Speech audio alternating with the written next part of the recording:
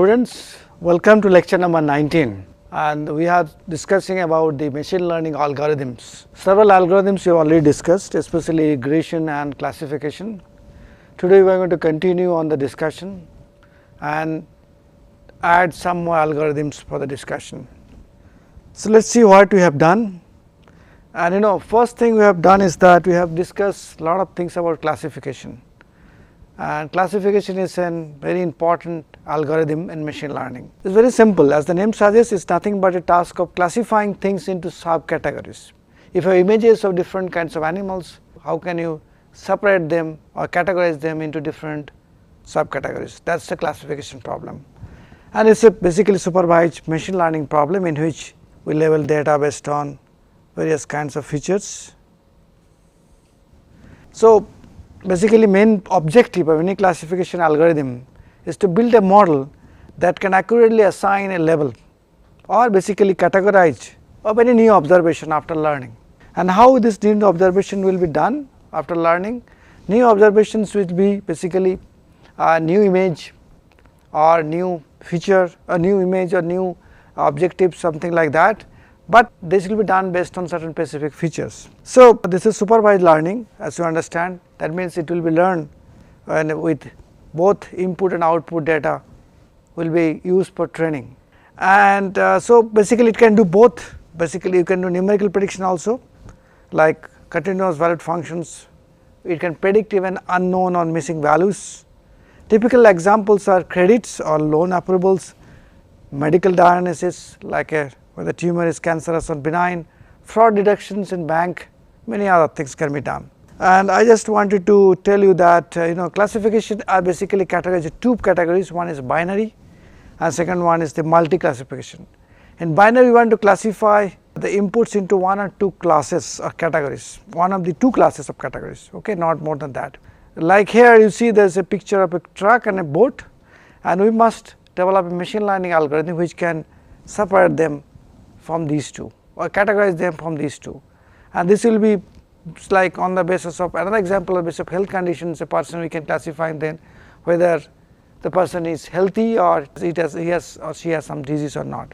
On the other hand, in comparison multi classification, we classify the inputs into one of several classes. Like here you have more than two different objects, right? You have truck, you have a plane, and you have a boat. So, we need to classify each of these, and one can also have a classification basis on the basis of different pieces of flowers, also an example of this kind of classifications. So, in binary you are basically classifying between two classes, but in multi classification you can have several classes or categories present, that is the difference. And also one can have multi-level or single-level classifications. Single-level is easily understand. Multi-level classification, actually we try to predict 0 or more classes for each input example. Okay, to give an example, let us take a image which has a picture of truck, boat, plane and a dog. So, can you detect separately if I put this image? Okay, instead of having the separate images, we are giving one image with all the objects. See whether it can do that. This has been observed in different domains such as auto tagging and natural language processing, where a given text may contain several multiple topics. So, similarly in computer vision, an image can have multiple objects, the one I just now shown you. So, algorithms are similar actually, whether it is a multi-level or a single level does not matter. In multi-level, the algorithm will be multi-level decision tree, multi-level gradient boosting. And remember, we have already discussed about decision tree in the last lecture. So, therefore, how do you learn basically? Well, learning can be two types. One is the lazy learners, they do not create any model of the training data in advance. What they do is that they store the training data or memorize the training data, and each time they need to make a decision, they search for the nearest neighbors from the whole training data. Very simple, they will search nearest neighbors from that objects and then they can make a prediction. So, therefore, it takes very less time in training, because it basically virtually does not need any time for training, it does not train at all, but it takes a lot of time in predictions, because predictions are done by simply comparing nearest neighbors. And that is why this kind of learners or lazy learners are very quick in learning or very quick in taking the training, storing the training data, but many times that takes time to predict, and predictions can be also not very accurate. One example is k nearest neighbor, what is known as KNN in the popular. On the other hand, eager learners are basically algorithms in which first they will build a model from the training data sets. That is the basic aspect of this. First make a model before making any predictions. So, they will spend a lot of time in training because they got to learn better generalization during the process of training, and once this learned they can easily predict. So, prediction takes less time in comparison to the lazy learners, but learning takes time. Most of these models actually based on legal learners like logistic regression, support vector machine, which we are going to discuss today, decision tree or artificial neural networks. So, we are going to discuss each of these things separately. That is why eager learners are more important. K nearest neighbors is a very routine algorithm which people use for classifications, material science systems, a lot these algorithms use, but it has its own problem as you understand. So, let us go back to the classification problem, because it has two steps process.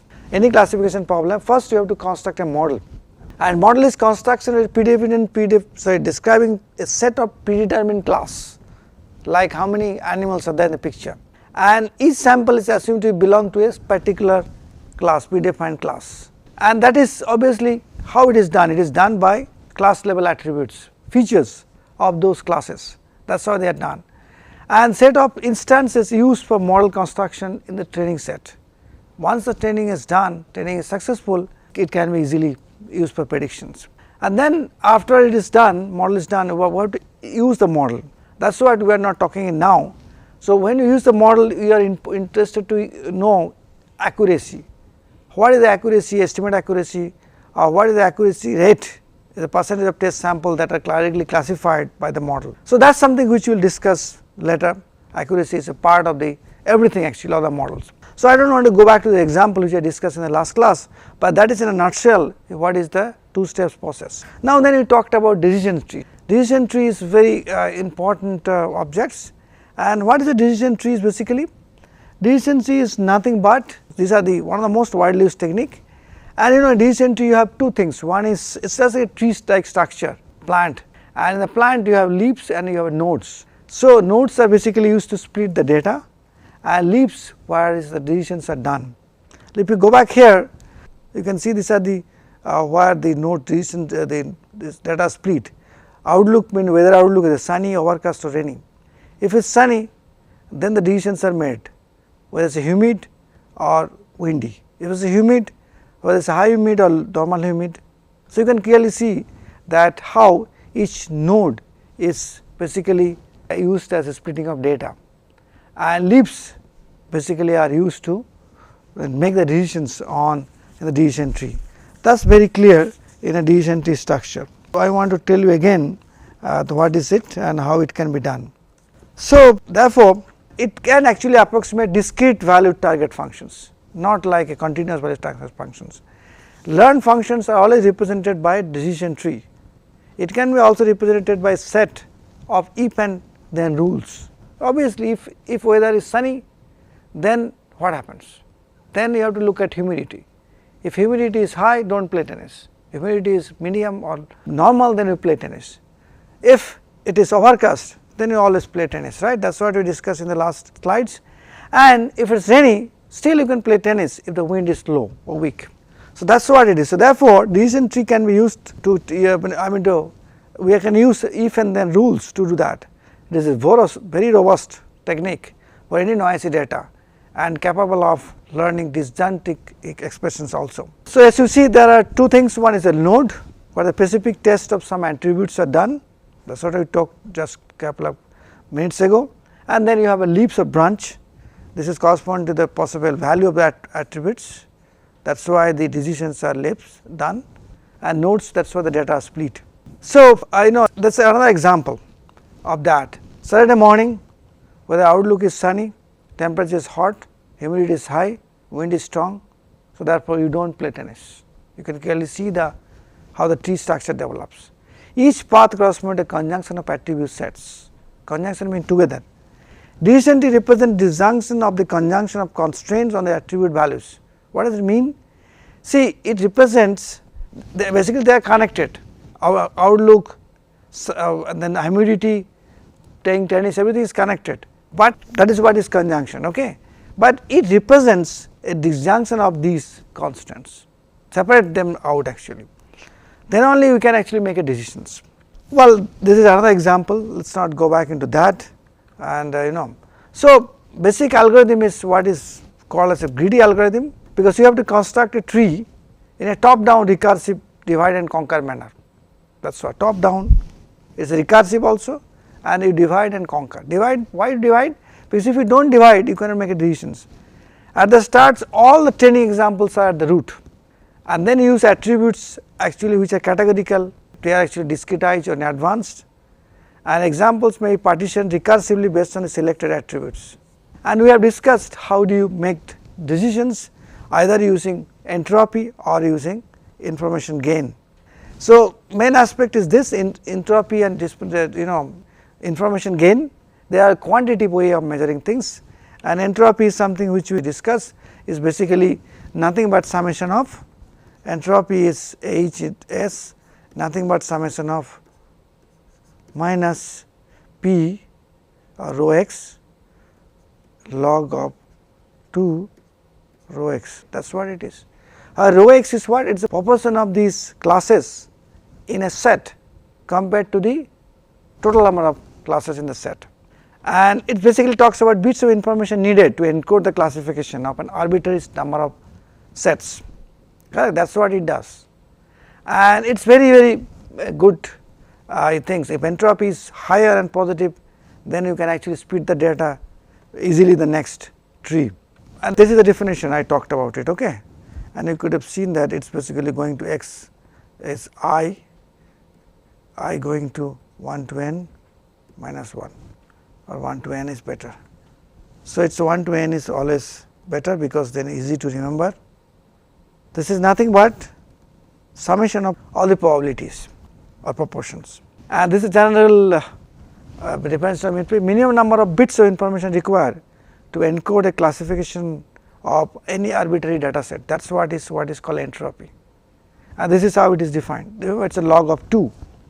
Information gain is again similar, is nothing but entropy minus this SV by S, where SV is the subset of S for which the attribute A has a value of V, and first term is entropy of the original collection, second term is expected value of the entropy after S is partitioned into data sets using attributes. Okay, that is what it is.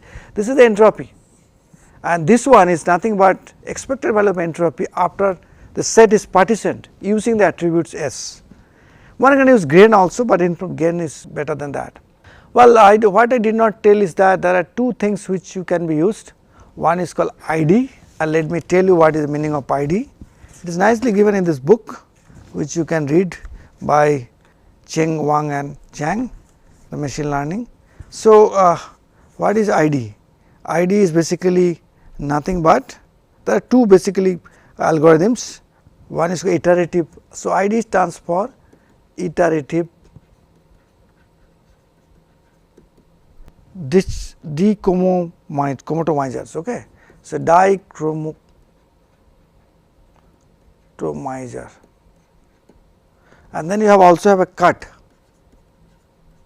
These two are the major algorithms used. You can easily call back these things in Python. Cut is nothing but classification regression trees.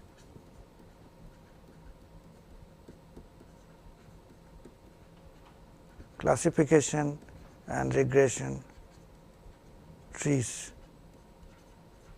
that is what is cut. There are different versions of this, like cut has a version of 4 or 4.5 which is used in the Python, ID has a version of 3 or 4 which is used in the Python also. So, these are actually part of algorithm by different kinds of programs which are used in these things. I do not want to go back into all these things much detail. So, the important aspect is how to select the root. The information gain values for all the 4 attributes are given here. This is an example actually.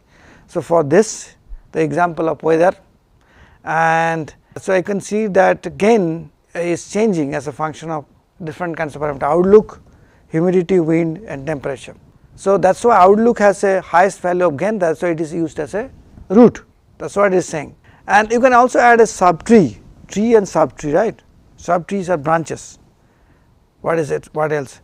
So, you can see they are adding subtrees like the sunny weather, then you have after sunny you can have humidity, and if it is overcast then play tennis, yes, if it is rainy then what happens, these are subtrees. How do you add that? Again you calculate this gain, information gain like that. So, you can clearly see in the first case gain is about 0.787970, and then in the second case 0.570, and the last case windy it is basically very low 0.019. So, which attribute should be tested here? The ones which has higher value of gain, that is what it should be tested. So, that is why you can add different subtrees and then check which attribute has higher values of gain, then you can align them. Now, that is about this what is called discussion about this decision tree. So, now we change our track and learn new things. What is the new thing we learn? We learn here a new classifier, what is known as SVM. SVM is known as this support vector machine. So, what is it? Let us look at this data in front of you. You see there are two sets of data, one represented by closed black dots, other one is represented by open dots. So, now the question is how do I separate them? Let us take the closed black dots denotes +1 and this open ones denotes -1. How do I classify them? Whether shall I use a linear classifier or not? Well, obviously data are fed to a classifier to represent different signs. Forget about this function at the beginning. Let us try to understand the things first. So, simply I will go back to the board and explain much better way, that is probably a way. Let us talk about this kind of data points. I have already talked about it. We can have negative and positive, negative and positive are better, okay. Positive means +1, negative means -1. So, as you see here there are three pictures I have drawn here. Here you have negative data points and positive data points, and I need to demarcate, I need to separate them out so that I can treat them separately. So, I need to develop algorithm so that if I have a new point, whether this is come of +1 or -1, I can do that, right, that is what it is. So, first thing I can do, I can draw a boundary like this. So, it is basically boundary problem, nothing but a boundary problem, right, as you understand. All of you should know that it is basically decision boundary problem, or we can write down that it is nothing but decision boundary problem.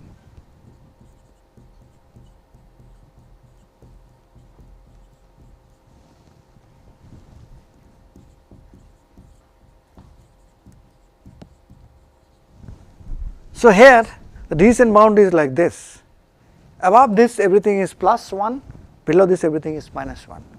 Now, if I have a random point here, I should be able to tell this must be a -1 because this is below the decision boundary. What about this? This is done by nearest neighbor NN approach. What about this? I can easily draw a line just like one dimensional tree and separate them out. I can also do like this, which is nothing but a neural net. You must have seen these kind of things. So, I can separate many different ways. Like the question is, the biggest question is how do I make the decision of making the boundary? That is the biggest question which we will understand today, right. So, let us take the problem in a different way, focus on this bottom picture. So, you can understand by drawing different kinds of curves or line, I can actually draw the boundary, right. But question is, do I have a unique approach of drawing the boundary, so that when I test in new instances, I can get the right answer. If new instances, whether it will fall on positive or negative, how do I make sure about it? Well, let us handle this problem in this way. First, what do you do? First, we do a median line like this, which is passing through almost center between these two data sets. one is positive, other is negative. Then we do some boundary lines. Okay. So, let us use a different color. So, one boundary line will be like this, okay. Another boundary line will be like this. Okay. Then I get a street. Am I clear? I get a street. You can see that. You can when you travel on a road, you can get a street, and in the middle you have a median line. Okay. So, cars on the left side must be moving to the left side, and car on the right side, which on the right side, cars on the other side should move. Okay. In India we have a left hand drive. So, that is why left side cars will move like this way, right side cars will move like this way. That is what a street is, correct. So, you have to understand the left side of the median line, you have all the negative points, right side of the median line you have all the positive points. So, this street separate them out very easily, correct. Now, the question is, if I want to make my decision stronger or better, I need to maximize the width of this road. Okay. This width has to be maximized, right. That is what I should do. Then I will be able to have a robust classification algorithm once I have a width maximization possible, and that is what is called SVM, support vector machine, right. Support vector machine. Now, why it is called a support vector, why it is like that, we will learn today how, and this stands for SVM, a widely used classification algorithm in the machine learning. Am I clear? I hope it is clear. So, if I go back to the slides, we can explain this much same way. So, as you see here, this data now separated by drawing this line. Now, I can draw many lines. This is, what about this? This is also going to separate them out. What about this? This is also going to separate them out. So, you can see I can draw infinity number of lines, separate these 2 points. So, therefore, drawing a line is not the solution here. Solution is there in the board I have shown. Solution is to draw a street, okay, in such a way that the gutters of the road will be touching some of the values on the both sides. You see, left side gutter is touching the negative value, right side gutter is touching the one of the positive values. Then only you can maximize this width of this road and find out. Obviously, we should do it mathematically. So, therefore, this is the basic questions was asked by a Russian scientist, I do not know whether you know or not, Vladimir Papnik. He was working in 1970s on these aspects. His name is, you should know that, Vladimir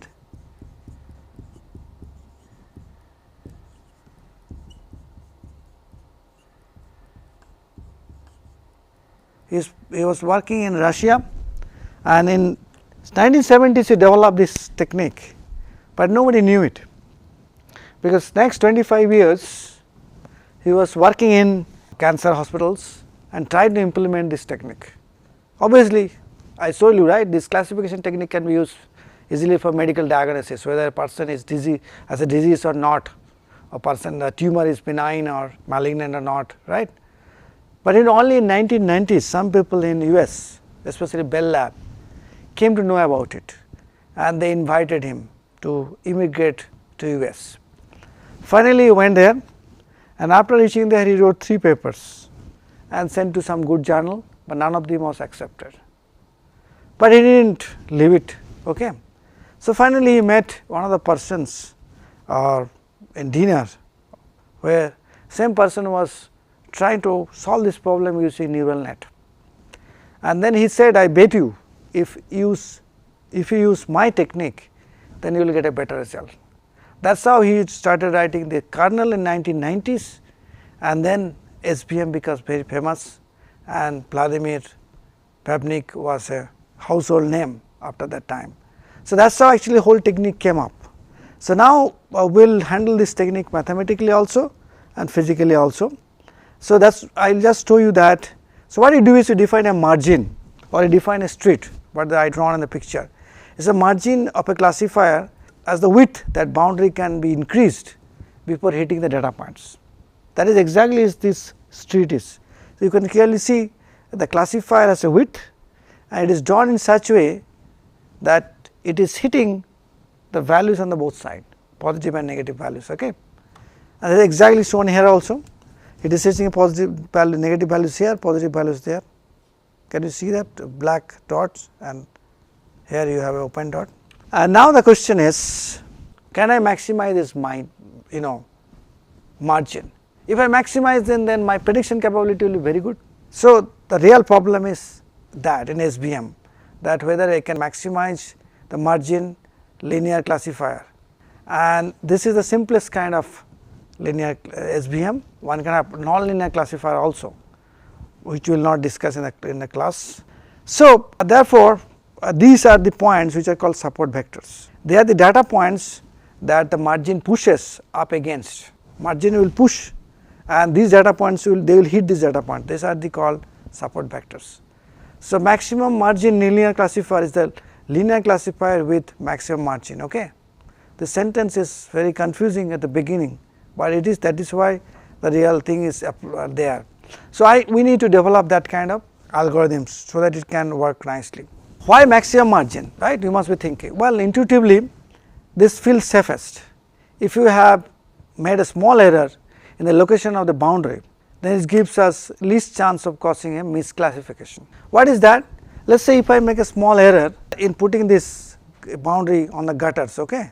So, what will happen? If I have a point here, or if I have a point there, I can make a mistake, right, for this point at least, whether this point is the left side of this median line or this point is the right side of the median line, that should be the decision, right.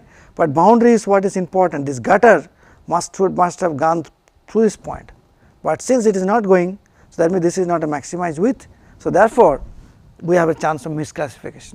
And linear thing is, it is basically very easy model, and there is some theory which is also related to this model, which proposes that this is a good thing. Empirically, this works very nice, very well. That is why this is widely used technique. So, we will talk about it in the next part of the lecture and how it is done, what is the mathematical aspects of that. Okay, let us wait for this.